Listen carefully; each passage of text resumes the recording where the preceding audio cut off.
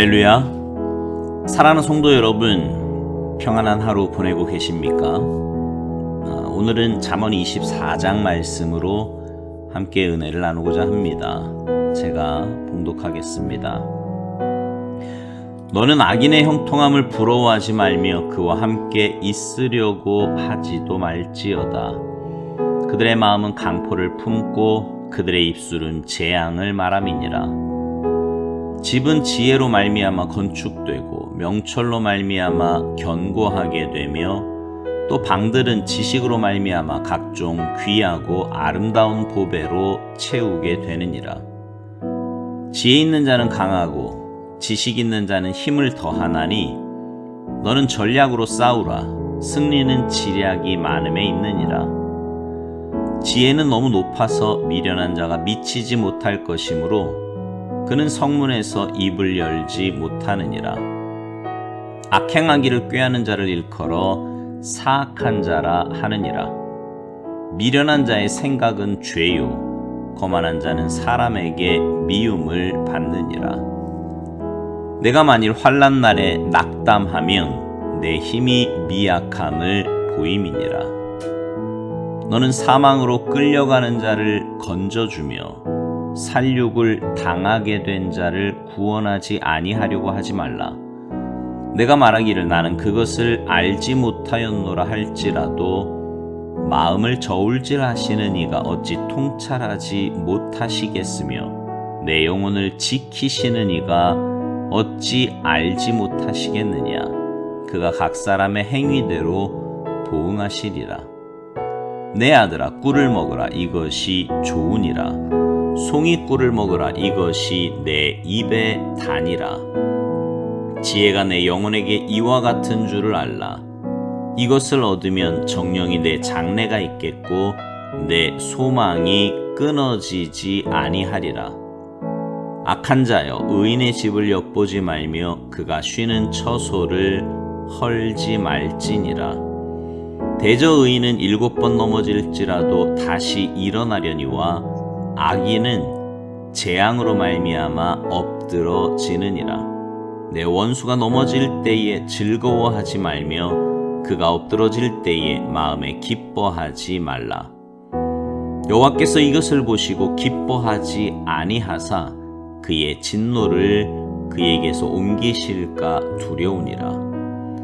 너는 행악자들로 말미암아 분을 품지 말며 악인의 형통함을 부러워하지 말라. 대저 행악자는 장래가 없겠고 악인의 등불은 꺼지리라. 내 아들아 여호와와 왕을 경외하고 반역자와 더불어 사귀지 말라. 대저 그들의 재앙은 속히 임하리니 그 둘의 멸망을 누가 알랴. 이것도 지혜로운 자들의 말씀이라. 재판할 때에 낯을 보아주는 것이 옳지 못하니라. 악인에게 내가 옳다 하는 자는 백성에게 저주를 받을 것이요 국민에게 미움을 받으려니와 오직 그를 견책하는 자는 기쁨을 얻을 것이요 또 좋은 복을 받으리라. 적당한 말로 대답함은 입맞춤과 같으니라.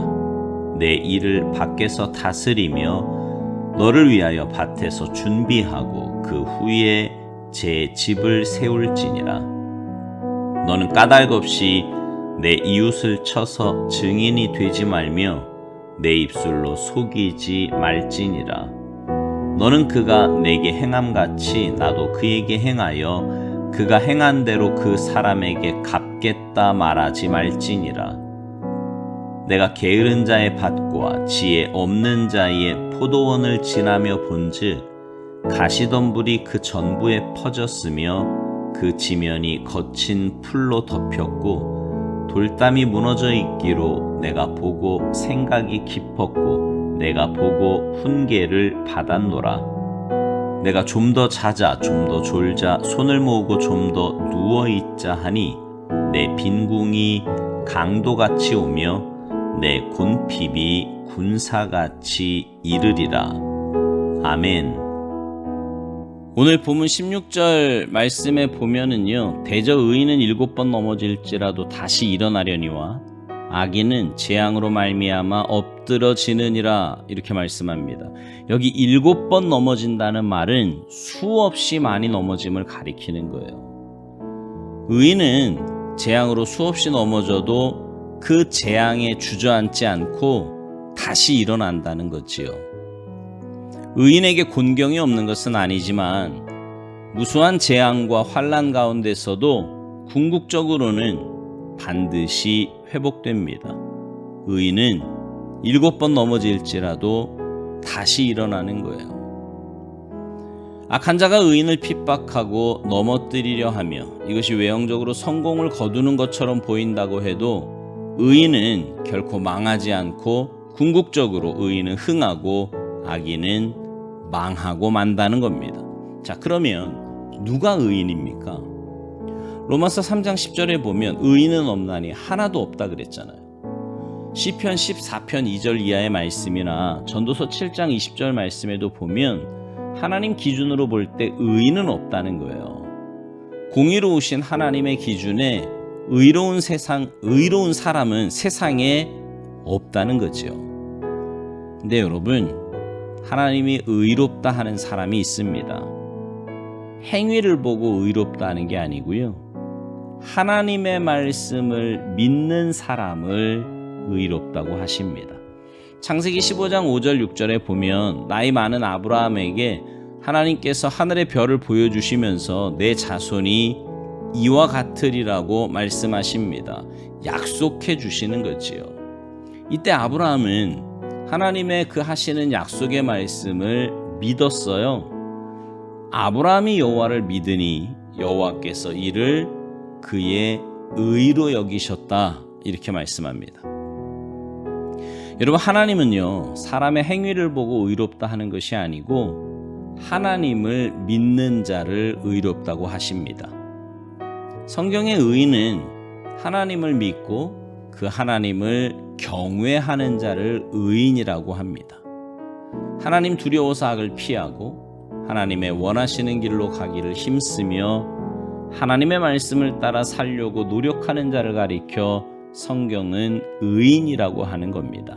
믿음으로 사는 자들을 가리켜 의인이라고 하는 거지요. 여러분, 우리가 이 세상에 살면서 우리의 행위는 완전하지 못합니다. 그러나 하나님의 말씀을 순종하며 믿음으로 살려고 할 때 하나님은 그렇게 믿음으로 사는 자를 의롭게 보시는 겁니다. 여러분, 제가 지금요 의인과 악인의 다른 점을 말할 건데 여러분 자신은 어디에 속하는지 한번 점검해 보십시오. 먼저 의인은 하나님의 말씀을 따라 살려고 애를 씁니다. 그러나 악인은 하나님의 말씀을 따라 살려고 하지 않고 자기 생각대로, 자기 마음대로, 자기 욕심대로 삽니다. 이것이 의인과 악인의 차이점이에요. 또 삶의 가치 기준이 다릅니다. 악인은 세상의 것에 가치 기준을 둡니다. 재물이 많고 권력이 있고 학벌이 있으면 가치 있는 삶을 산다고 생각해요. 그러나 의인은 보이지 않는 세계, 하나님 나라의 것에 가치 기준을 둡니다. 고린도후서 4장에 있는 말씀처럼 우리의 장막집이 무너지면 하나님께서 지으신 집, 그 손으로 지은 것이 아니요 하늘에 있는 영원한 집이 우리에게 있는 줄을 아는 겁니다. 의인은 말이죠. 또 의지하는 것이 달라요. 악인은 세상의 많은 것들을 의지하며 살아갑니다. 지식을 의지하고 건강을 의지하고 권력을, 재물을 의지하고 자기 힘, 학력, 머리를 의지하며 살아갑니다. 세상의 성공을 의지하고 살아가요. 그러나 의인은 그런 것들을 의지하는 것이 아니라 오직 하나님만을 의지하며 살아갑니다. 결국 다르지요. 의인이나 악인이나 이 세상에서 사는 모습은 잘 구분되지 않는 것처럼 보입니다. 그러나 그 결국은 다른 거예요. 부자와 나사로 같이 결국이 다르게 되는 겁니다. 오늘 말씀해 보니까 그런 의인은 결국 다시 일어난다고 말씀합니다. 그러나 악인은 엎드러진대요. 여러분, 넘어지지 않는 게 의인이 아니고요. 넘어져도 다시 일어나는 게 의인입니다. 여러분의 삶에 어떤 환난이나 고난이나 문제가 있을지라도 여러분의 힘으로 사는 인생이 아니라 하나님의 은혜로 하나님 주신 힘으로 사는 인생임을 기억하시고 믿음으로 다시 일어나시기 바랍니다. 그래서 여러분이 가야 할 그 사명의 길, 믿음의 길을 올곧게 걸어가시기를 주님의 이름으로 축복합니다. 아멘.